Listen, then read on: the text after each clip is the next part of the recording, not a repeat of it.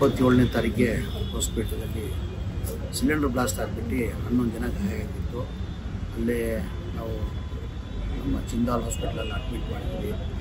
ಅದಾದಮೇಲೆ ಡಾಕ್ಟರ್ ಸೋಮಶೇಖರ್ ಅಂತ ಅವ್ರು ಸಲಹೆ ಕೊಟ್ಟರು, ಅದರಲ್ಲಿ 6 ಜನನ ಅಬೌವ್ 60% ಇದೆ, ವಿಕ್ಟೋರಿಯಾ ಹಾಸ್ಪಿಟಲ್ ಶಿಫ್ಟ್ ಮಾಡಿದ್ರೆ ಒಳ್ಳೇದಂತ. ಕೂಡಲೇ ನಾವು ವಿಕ್ಟೋರಿಯಾ ಹಾಸ್ಪಿಟಲ್ನ ಶಿಫ್ಟ್ ಮಾಡಿದ್ವಿ. ಭಾಳಷ್ಟು ಪ್ರಯತ್ನ ಮಾಡಿದ್ವಿ ನಾವು ಅವ್ರು ಉಳಿಸ್ಕೊಳ್ಳೋಕ್ಕೆ. ಅಂದರೆ ಅಬೌವ್ 60% ಅಂದರೆ ಆ ಡಾಕ್ಟ್ರ್ ಕೈಯಲ್ಲಿ ಉಳಿಸ್ಕೊಳ್ಳೋಕೆ ಸಾಧ್ಯ ಆಗೋಲ್ಲ, ದೇವರೊಬ್ಬನ ಕೈಯಲ್ಲೇ ಉಳಿಸ್ಕೊಳ್ಳೋಕೆ ಸಾಧ್ಯ ಆಗಿತ್ತು. ನಾವು ಮಾಡೋದು ಪ್ರಯತ್ನ ಮಾಡಿದ್ವಿ. ನಾವು ಹಾಲಪ್ಪ ಹಾಗೂ ಅವ್ರ ತಾಯಿ ಇವತ್ತು ಬೆಳಗ್ಗೆ ನಿಧನ ಹೊಂದಿದ್ದಾರೆ. ತುಂಬ ನನಗೆ ನೋವಾಯಿತು.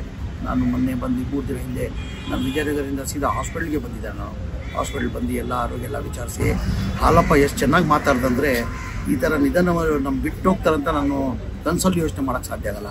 ನನ್ನ ಶೇಕ್ ಹ್ಯಾಂಡ್ ಕೊಡೋದು ಬಂದರು, ಅಷ್ಟು ಮಟ್ಟಿಗೆ ಮಾತಾಡಿ, ಇಲ್ಲ ಸರ್ ತುಂಬ ಚೆನ್ನಾಗಿದೆ, ದೇವ್ರು ನಿಮ್ಮ ಚೆನ್ನಾಗಿಟ್ಟಿರಲಿ, ಆರೋಗ್ಯ ಆಗಿದ್ದೀನಿ, ನಾನು ವಾಸಿ ಆಗ್ತೀನಿ ಅಂತೇಳ್ಬಿಟ್ಟು ಭಾಳ ಖುಷಿಯಲ್ಲಿ ಪಾಪ ಹಾಲಪ್ಪ ಅವ್ರು ಮಾತಾಡಿದ್ರು. ಅಬೌವ್ 60% ಮುಂಚೆ ಹೇಳಿದರು. ಅಬೌವ್ 60% ಅಂದರೆ ದೇವರೊಬ್ಬನಿಂದನೇ ಸಾಧ್ಯ, ಯಾರಿಂದನೂ ಸಾಧ್ಯ ಇಲ್ಲ ಅಂತ. ಹಂಗೆ ದೇವರು ಅವ್ರನ್ನ ಉಳಿಸಲಿಲ್ಲ. ಇಷ್ಟೇ ನಾನು ಈ ಘಟನೆ ಪಾಪ ಕುಟುಂಬಕ್ಕೆ ಸೇರಿಸ್ಕೊಳ್ಳೋ ಶಕ್ತಿ ಕೊಡಲಿ ಅಂತ ಭಗವಂತ ಪ್ರಾರ್ಥನೆ ಮಾಡ್ತೀನಿ. ಅದ್ರ ಜೊತೆಲಿ ಇನ್ನೂ 3 ಜನ ಇದ್ದಾರೆ. ಅಲ್ಲಿ ಕವಿತಾ ಒಬ್ಬರು ಇದ್ದಾರೆ, ಹಾಲಪ್ಪ ಅವರು ಧರ್ಮಪತ್ನಿ. ಕವಿತಾ ಅವರು ಸ್ವಲ್ಪ ಅವ್ರಿಗೂ ಅಬೌವ್ 60% ಇದೆ, ಅವರು ಸ್ವಲ್ಪ ಸೀರಿಯಸ್ ಕಂಡೀಷನ್ ಇದ್ದಾರೆ. ಮಿಕ್ಕಿದವ್ರು 3 ಜನ ಸ್ಟೇಬಲ್ ಆಗಿದ್ದಾರೆ. ಅಲ್ಲಿ ವಿಜಯನಗರಲ್ಲಿ ಜಿಂದಾಲಲ್ಲಿ 3 ಜನ ಅವರು ಸ್ಟೇಬಲ್ ಆಗಿದ್ದಾರೆ, 2 ಅಂತೂ ಡಿಸ್ಚಾರ್ಜ್ ಆಗಿದ್ದಾರೆ. ಇಷ್ಟೇ ನಾನು ಆದಷ್ಟು ಬೇಗ ನಾವು ಪ್ರಯತ್ನ ಮಾಡಿದ್ದೀವಿ. ಆ ಭಗವಂತನ ಕೈಯಲ್ಲಿ ಉಳಿಸ್ಬೇಕು ಭಗವಂತ ಅಂತ ಪ್ರಾರ್ಥನೆ ಮಾಡಿ, ಮನೆ ಮುಖ್ಯಮಂತ್ರಿಗಳು 5-5 ಲಕ್ಷ ಯಾರು ನಿಧನ ಹೊಂದಿದ್ದಾರೆ ಅವ್ರಿಗೆ 5-5 ಲಕ್ಷ ಪರಿಹಾರನ ಘೋಷಣೆ ಮಾಡೋಕ್ಕೆ ಹೇಳಿದ್ದಾರೆ.